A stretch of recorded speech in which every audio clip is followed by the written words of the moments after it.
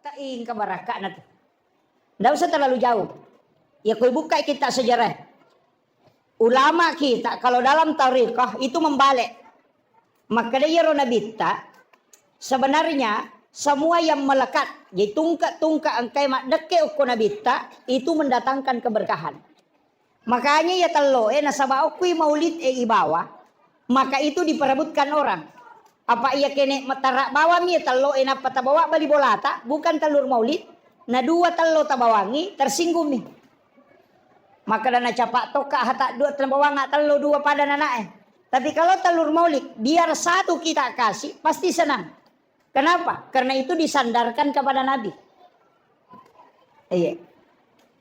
Bahkan ulama tarika mengatakan begini, sebenarnya itu air Sam-Sam itu tidak mulia. Seandainya dia tidak pernah menyentuh kalbunya Rasulullah. Bikin denang kana ges sayatin nabi tayatu Sam-Sam, maka dia tidak menjadi obat. Nah sabayatu nabi tamelona ipam meraja kan dibelah dadanya. Kemudian diambil jantungnya, dimasukkan ke dalam wadah, di mana dalam wadah itu ada air Sam-Sam, sudah diisi air Sam-Sam. Ia ko pas syariah maka de ibis saywi atinna nabita. Ia ko patare kak de maka de kega mapaci we Sam-Sam na atinna nabita. Ko maka daki ibis saywi berarti mapacingi we Sam-Sam na atinna nabita. Padahal kalbunya Rasulullah adalah kalbu yang sangat suci. Itu tidak ada dosanya. Sebenarnya lebih tinggi kedudukannya kalbunya Rasulullah daripada air Sam-Sam. Tapi kenapa disentuhkan dengan air Sam-Sam? Jadi makanya patareka deni bisai melomi ilisari baraka air Sam-Sam sehingga diberi kesempatan menyentuh kalbunya Rasulullah.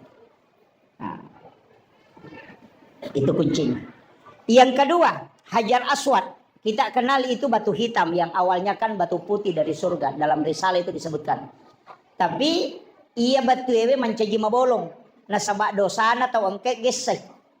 Itu resonansi dosa.